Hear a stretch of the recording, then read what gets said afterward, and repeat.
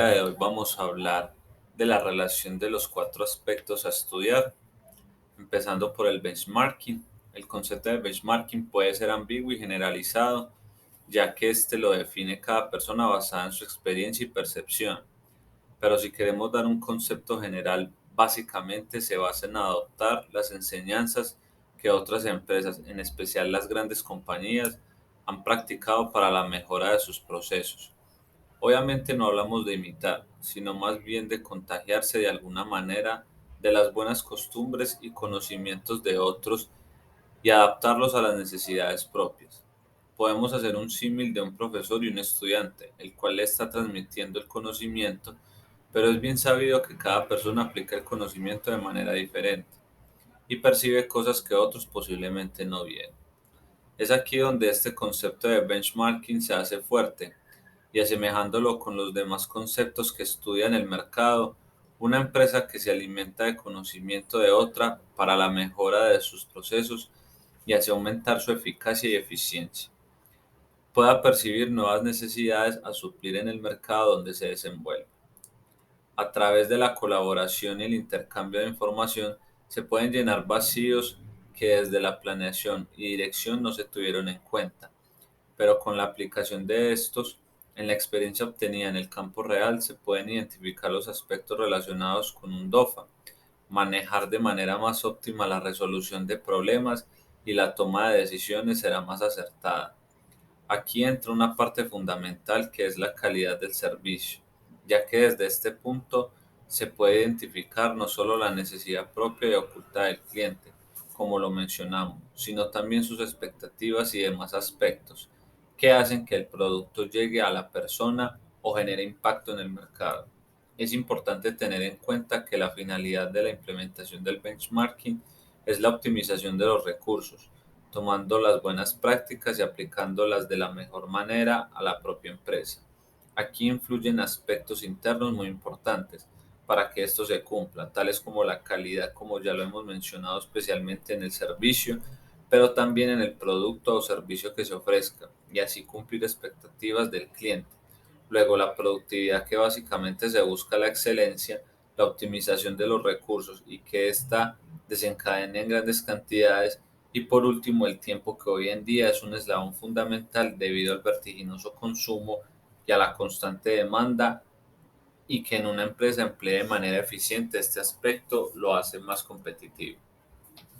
El análisis PES habla inicialmente sobre el entorno y todo lo que lo rodea, primordialmente como es factor fundamental para el enfoque de la empresa, debido a que es realmente importante tener conocimiento del mismo para así encarrilar la estrategia y conocer cuáles son las posibles afectaciones que puede tener la empresa. Cuando hablamos del entorno, debemos tener muy en cuenta diversas variables, empezando por un entorno interno, el cual se debe identificar para encontrar posibles falencias dentro de la misma empresa. ¿Con qué se cuenta? Las estrategias que se implementan y quiénes las ejecutan. A nivel externo, debe identificarse lo que se conoce como amenazas o aspectos que no se pueden controlar por la empresa, tales como políticas, mercados, tendencias y, si queremos globalizar más, también la cultura, ya que cada sociedad determina sus gustos y consumo debido a lo que está acostumbrado. También es muy relevante en la actualidad las tendencias sociales que se están implementando, como el medio ambiente, la inclusión, la manera de percepción por los diferentes países en cuanto a un producto y cómo llega este a darse a conocer, la tecnología, etcétera. Y no se puede, como empresa, definir una misma estrategia para todas las personas. Así que es primordial expandir el conocimiento de estos aspectos para así entender y definir los pasos a seguir. Cuando ya estamos en la realidad y definidas de cierta manera las estrategias a seguir, es importante saber a qué nos enfrentamos, teniendo en cuenta lo que ya mencionamos. Se puede crear una incertidumbre en la empresa para poder enfrentar esto, y lo que se desencadenaría cosas tal cosas tales como estabilidad de los gobiernos y sus cambios económicos, variaciones de la demanda, el nivel de exigencia dependiendo el territorio, el alcance y el tiempo que éste tome dependiendo de dicha demanda, y que esto no afecte la estrategia tomada y se tenga que realizar reajustes o planes de contingencia, lo que llevaría a evaluar el entorno internamente y saber si se cuenta con la capacidad para resolver o enfrentar retos como estos, ya que todo esto obviamente determina una complejidad y debe ser medida para evaluar si la empresa está en la capacidad de afrontarla y cómo solventarla. Con los con lo cual podemos encontrar tres tipos de entorno: el estable, reactivo e inestable. Todos estos con sus diferentes variables y que la empresa, dependiendo al que se tenga que enfrentar, debe hacer los ajustes respectivos apoyándose de la investigación tanto interna como externa. Diamante competitivo. Es un sistema en el que el papel de sus componentes puede contemplarse por separado, porque se encuentra todo lo interrelacionado entre sí, y el desarrollo o actuación de uno siempre va a beneficiar o afectar a los otros. ¿A qué se refiere esto? Este diamante competitivo quiere reflejar un estudio basado en las características de la competencia, cuáles son sus fortalezas y debilidades, y desde ese punto de partida poder implementar estrategias que beneficien en mayor parte a la empresa propia. Inicialmente, hablando de la ventaja competitiva, se evalúan aspectos relevantes para definir los pasos a seguir, empezando por las condiciones de los factores, luego las condiciones de la demanda, que es esencial para entender si es viable o no algún proyecto. Es decir, si vale la pena o es rentable competir por un mercado en específico. Se evalúan las empresas relacionadas vertical y horizontalmente, lo cual permite saber con qué recursos se puede contar y de qué manera afrontar las posibles variables que surjan en el camino, dependiendo del entorno. Y por último, la estructura y rivalidad de las industrias. Aquí es fundamental conocer a quién se enfrenta la empresa, determinar sus fortalezas y debilidades, y haciendo un comparativo con las propias, poder sacar ventaja en los otros aspectos que son las oportunidades y amenazas. Es indispensable tener en cuenta que este esquema de diamante competitivo dos elementos, que son la competencia interna, la cual promueve la innovación y el constante mejoramiento de los atributos internos de la empresa, lo cual conlleva a mejorar de calidad tanto el producto como el servicio, y así satisfacer las necesidades surgidas en los mercados. Y también la concentración geográfica, que como se venía hablando, es más la adaptación a entornos diferentes y sus constantes variables. Las cinco fuerzas competitivas.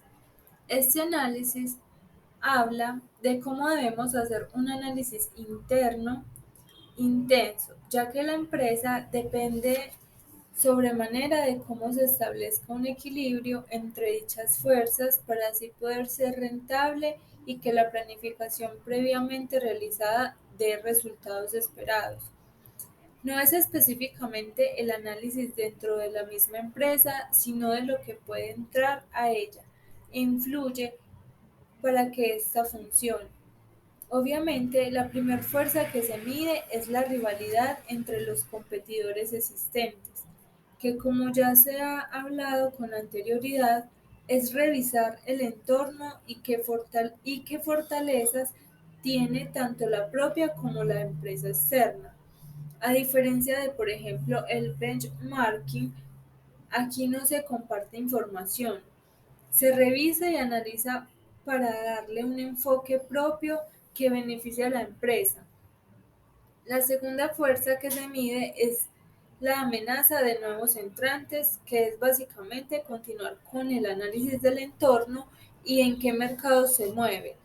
Pero al ser algo desconocido, por ser nuevo, puede generar incertidumbre de cómo puede afectar el enfoque de la empresa propia y qué alcance puede tener. Las dos siguientes fuerzas son similares debido a que se debe revisar muy bien hasta dónde pueden ceder la empresa en cuanto al poder de negociación de los compradores y proveedores. debido a que todos buscan beneficiarse de alguna manera.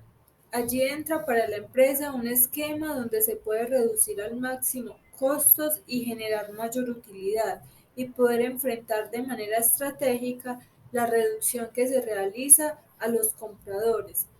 Lo mismo sucede con los proveedores, porque si como empresa queremos brindar también un producto de calidad, vamos a tener alternativas en cuanto a los insumos y en esas alternativas también variación de precios y debemos saber enfrentar lo que busca el proveedor, que es que compremos mayor cantidad. Pero el manejo interno que se debe adoptar debe ir siempre en beneficio de la empresa y que no se vea desbordado solo por no perder un posible buen descuento. Finalmente, la fuerza que posiblemente genere mayor oposición es la de productos y servicios sustitutos.